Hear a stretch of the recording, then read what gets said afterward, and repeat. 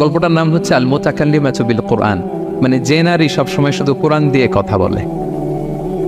আব্দুল্লাহ ইবনে মুবারক অনেক বড় মুহাদ্দিস, হজ করে ফিরতেছেন, হঠাৎ দেখেন এক বৃদ্ধা মহিলা, বয়স্ক মহিলা চাদর গায়ে দিয়ে শুয়ে আছে। তো এটা অনেক বড় একটা কনভারসেশন, আমি কনভারসেশনটা আপনাদেরকে শোনাই। উনি কাছে গেলে যে সালাম দিলেন, আসসালামু আলাইকুম রাহমাতুল্লাহ। সালামের উত্তরে বৃদ্ধা মহিলা স্বাভাবিকভাবে উত্তর না দিয়ে একটা কোরআনের আয়াত তেলাওয়াত করলেন। তেলাওয়াত করলেন সালামুন কাওলাম মির রাব্বির রহিম, মানে দয়াময় প্রতিপালক আল্লাহর পক্ষ থেকে তোমার প্রতিও সালাম। এটা একটা কোরআনের আয়াত, কিন্তু এটা দিয়ে উত্তর হয়ে যায় সালামের। কি বলেন? আচ্ছা গেল। এবার আব্দুল্লাহ ইবনে মুবারক জিজ্ঞেস করলেন মাযা তাসনাঈনা ফি হাযাল মাকান, এখানে কি করেন আপনি, কি করতেছেন একা একা? এই প্রশ্নের উত্তরেও ভদ্রমহিলা একটা কোরআনের আয়াত তেলাওয়াত করে দিলেন। উনি তেলাওয়াত করলেন ওয়ামাই ইউদ্লিল ফালা হাদিয়া লাহ, মানে আল্লাহ যার পথ ভুলায় দেয় তার পথ দেখানোর কেউ নাই। মানে বুঝাইতে চাইলেন আমি পথ হারাই ফেলছি। কি বুঝাইতে চাইলেন? পথ হারাই ফেলছে, মানে উনি এমনভাবে কোরআনের আয়াত চুজ করে যাতে উত্তর হয়ে যায়। তো এবার উনি জিজ্ঞেস করলেন আইনা তুরিদিন, তো পথ হারাই ফেলছেন তো বুঝলাম, আয়াত থেকে এটা বোঝা যায়, তো আপনি কোথায় যাচ্ছেন, ডেস্টিনেশন কোথায়? উনি আবার একটা আয়াত তেলাওয়াত করলেন সুবহানাল্লাযী আসরা বিআবদিহি লাইলাম মিনাল মাসজিদিল হারামি ইলাল মাসজিদিল আকসা। রাসূল সাল্লাল্লাহু আলাইহি ওয়াসাল্লাম মেরাজের আগে যে ইসরা হয়েছিল, মসজিদুল হারাম থেকে মসজিদুল আকসা রাসূল সাল্লাল্লাহু আলাইহি ওয়াসাল্লাম আল্লাহ নিয়েছিলেন, এটা তেলাওয়াত করলেন। তো বুঝাতে চাইলেন আমি আপনার মতো হজে আসছিলাম মসজিদুল হারামে, আর যাচ্ছি মসজিদুল আকসা, মানে ফিলিস্তিন আমার বাড়ি। মসজিদুল আকসা কোন দেশে? ফিলিস্তিনে। আয়াত এমনভাবে উনি পিক করেন যাতে করে উত্তর হয়ে যায়। উনি বোঝাতে চাইলেন আমিও হজ করতে এসেছিলাম, যাচ্ছি কোথায়? ফিলিস্তিন, মসজিদুল আকসা যে দেশে আছে। তো উনিও বুঝে গেলেন যে তাহলে আপনি মসজিদুল আকসায় যাচ্ছেন। এবার জিজ্ঞেস করলেন আনতুম মুনযু কাম ফি হাযাল মাকান, তো এখানে একা একা পড়ে আছেন কয়দিন? আবার কোরআনের আয়াত সালাসা লায়ালিন সাবিয়া, টানা 3 দিন 3 রাত এখানে আছে, এটা কোরআনের আয়াত। আবার জিজ্ঞেস করলেন উনি মা আরা মাআকি তাআমান তাকুলিন, তো একা যে পড়ে আছেন আবার 3 দিন, তো আপনি খাচ্ছেন কি, বেঁচে আছেন কিভাবে? ভদ্রমহিলা আবার একটা আয়াত তেলাওয়াত করলেন। তিনি পড়লেন হুয়া ইউতঈমুনি ওয়া ইউসকিন, ইব্রাহিম আলাইহিস সালামের কথা, যে ওই আল্লাহ তাআলাই আমারে খাওয়ায়, আল্লাহই আমাকে পান করে, আল্লাহ তাআলা ব্যবস্থা করেছেন আবার। এইবার উনি অবাক হচ্ছেন, আমি এত বড় মুহাদ্দিস আব্দুল্লাহ ইবনে মুবারক ইমাম বুখারীর উস্তাদ, আমি স্বাভাবিকভাবে কথা বলি আর যাই প্রশ্ন করি একটা আয়াত তেলাওয়াত করে দেয় আর ওটাতে উত্তর হয়ে যায়। কি মহিলার সন্ধান পেলাম? তো উনি বলতেছে ফাবি আইয়ি শাইইন তাতাওয়াদ্দাইন, 3 দিন যে এখানে আছেন মরুভূমির বালুর মধ্যে ওযু করেন কিভাবে? উনি আবার একটা আয়াত তেলাওয়াত করলেন ফাইন লাম তাজিদু মাআন ফাতায়াম্মামু সাঈদান তাইয়্যিবা, না আল্লাহ আয়াতে বলেছেন যদি তোমরা পানি না পাও পবিত্র মাটি দিয়ে তায়াম্মুম করে নিও। তো বুঝাতে চাইলেন পানি নাই তো কি হয়েছে, বালু তো সবাই তায়াম্মুম করে নাও। আল্লাহু আকবার। এবার উনি বললেন ইন্না মাইয়া তাআমান আলা তাকুলিন, আমার ব্যাগে তো কিছু খাবার আছে, আপনি কিছু খাবেন?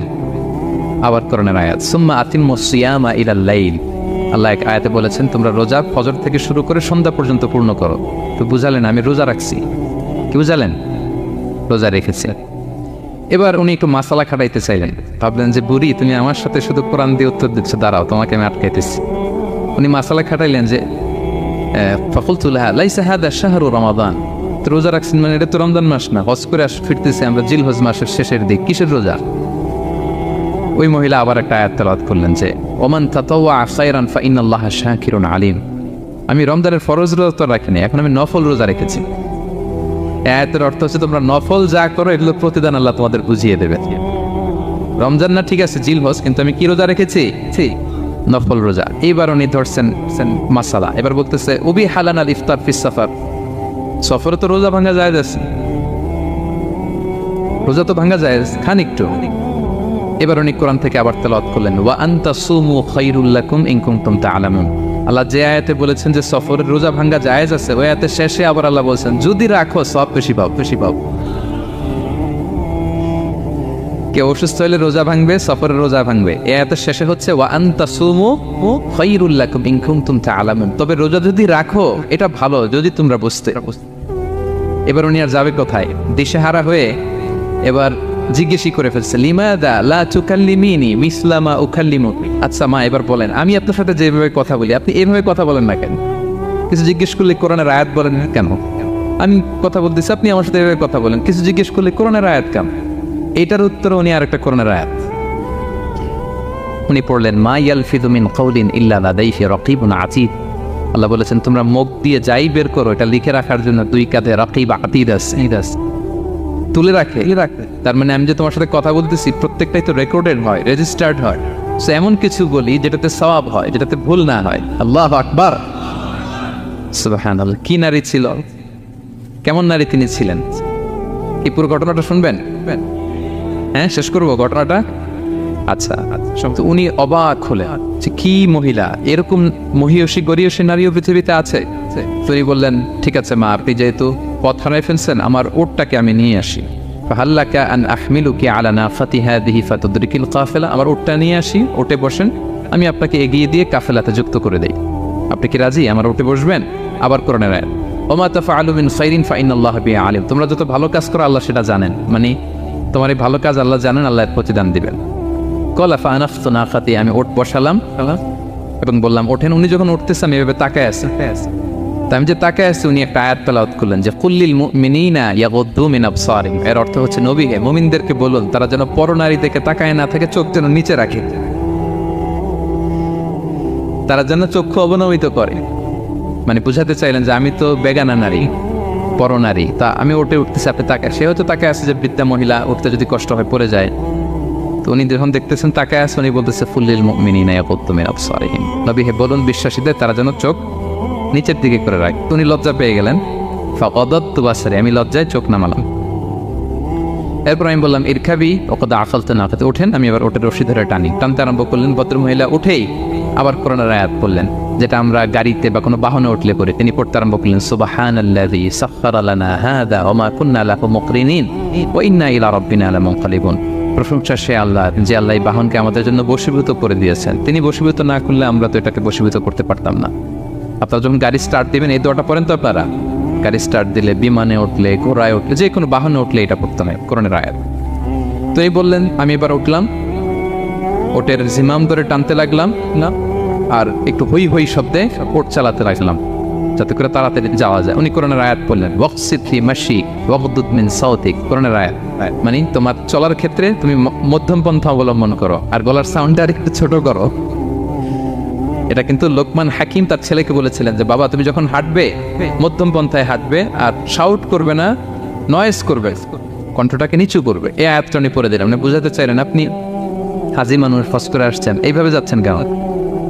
আপনি স্লোলি যান। ফাজাআলতু আমশি রুয়াইদান ওয়া আতারান্নামু বিশ-শা'ব। এরপর আমি আস্তে আস্তে যেতে লাগলাম আর কবিতা আবৃত্তি করতে লাগলাম। আরবদের অভ্যাস ছিল তারা শত শত লাইন কবিতা মুখস্থ পারত। দিনকে দিন মরুভূমিতে চড়তো আর কবিতা পড়তে। তো আমি কবিতা গুনগুন করে কবিতা পড়তেছি আর যাচ্ছি। এই মহিলা পিছন থেকে আয়াত তেলাওয়াত করলেন আবার ফাকরাউ মা তায়াসসারা মিনাল কোরআন। মানে কোরআনের যেখান দিয়ে সহজ লাগে ওইখান দিয়ে পড়েন। মানে বুঝাতে চাইলেন কবিতা বললে কি লাভ, আপনি কোরআন পড়েন। উনি আবার লজ্জা পেয়ে কোরআন পড়তে আরম্ভ করলেন। এবার যেতে যেতে যে কাফেলা থেকে উনি মিসিং, যে ক্যারাভ্যান থেকে মিসিং, ওই ক্যারাভ্যানের সাথে যুক্ত হলেন। এবার জিজ্ঞেস করলেন যে হাদিহিল কাফেলা মান লাকি ফিহা, এই তো আপনার কাফেলা, এখানে কে আছে আপনার, কেউ আছে? আবার কোরআনের আয়াত আল মাল ওয়াল বানুনা জিনাতুল হায়াতিদ দুনিয়া, অর্থাৎ সম্পদ সন্তান এগুলো আল্লাহর দেয়া নেয়ামত। এটা দিয়ে বুঝাতে চাইলেন হ্যাঁ আমার কিছু সন্তানাদি আছে। উনি বুঝতে পারলেন ফাআলিমতু আন্নাল্লাহা আওলাদান ফিহা, আমি বুঝলাম যে ওনার সন্তান এখানে আছে। এবার একটা চান্স পেয়ে গেছে আব্দুল্লাহ ইবনে মুবারক। কি পেয়ে গেছে? উনি মনে মনে ভাবলেন ওনার ছেলেদের নাম কি, এটা জিজ্ঞেস করি, তাইলে তার উত্তর দিতে পারবে না। সুন্দর না প্রশ্নটা? এবার উনি বলতেছে ফাকুলতু লাহা মা আসমাউ আওলাদি, মা এবার একটু বলেন তো আপনার ছেলেগুলোর নাম কি জিজ্ঞেস করলেন। এটা তো আর নান্টু বল্টু সল্টু তো আর কোরআনে পাওয়া যায় না। আমরা নাম রাখি কি সল্টু বল্টু কোরআনে আছে? নাই। তো উনি এবার চান্স নিলেন, এবার জিজ্ঞেস করি আপনার ছেলের নাম কি। এইবার আর উত্তর থাকবে না, অনেকক্ষণ আমার সাথে করছেন। তো জিজ্ঞেস করতেছে লাহা ওয়ামা আসমাউ আওলাদিক, আপনার ছেলেদের নাম কি একটু বলেন তো। এই প্রশ্নের উত্তরে উনি 3টা আয়াত তেলাওয়াত করতেন। এতক্ষণ তো একটা, এখন কয়টা? এখন 3 নম্বর গিয়ারে চালাইতে।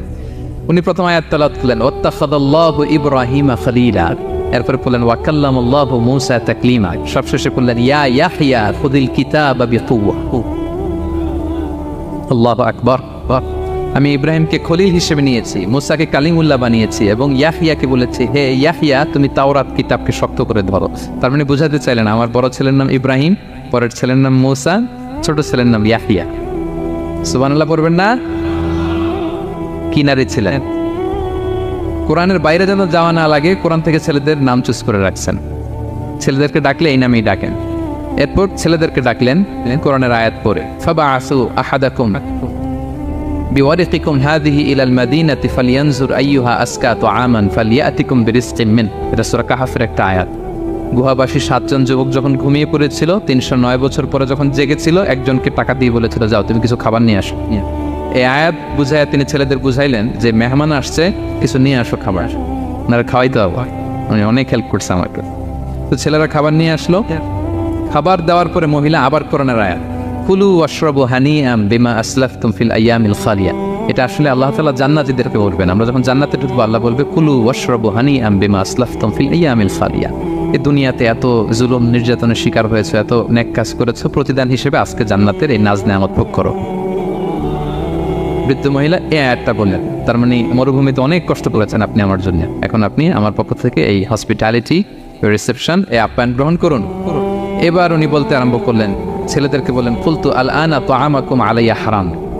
এই ছেলেরা, এই খাবার আমার জন্য হারাম, হাত্তা তুখবিরুনি বিআমরিহা, যতক্ষণ না এই মহিলাকে, এর হিস্ট্রি যতক্ষণ না আমার না বলো। আগে বল এই ভদ্র মহিলা কে, কে কি তার ঘটনা, যতই দেখছি অবাক হচ্ছি, যতই শুনছি অবাক হচ্ছি, কে সে, যাই বলি শুধু কোরআন দিয়ে বলে, ঘটনাটা কি? এবার ছেলেরা বললো, ফাকুলু হাযিহি উম্মুনা, ইনি আমাদের মা, লাহা আরবাউনা সানা, ওনার বয়স 40 বছর, লাম তাতাকাল্লাম ইল্লা বিল কুরআন, জীবনে কোনোদিন কোরআন ছাড়া মুখ দিয়ে অন্য কোনো কথা বলে নাই।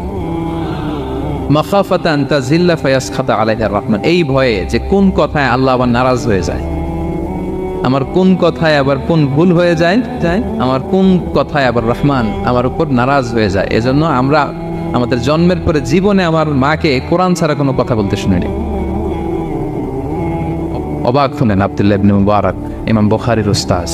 উনি খাবার হাতে নিয়ে এবার বললেন যে উনি তো অনেক আয়াত বললো, এবার আমি একটা আয়াত পড়ি। খাবারটা নিয়ে উনি পড়তে আরম্ভ করলেন। ফাকুলতু, উনি বললেন, আমি বললাম, যালিকা ফাদলুল্লাহি ইউতিহি মাইয়াশা, এটা আল্লাহর বিশেষ অনুগ্রহ, ফজল, এটা আল্লাহ সবাইরে দেয়, যাকে চায় তাকে দেয়। সুবহানাল্লাহ পড়ে। এটা আল্লাহর বিশেষ অনুগ্রহ, তিনি সবাইকে দান করেন না, যাকে চান তাকে দেন।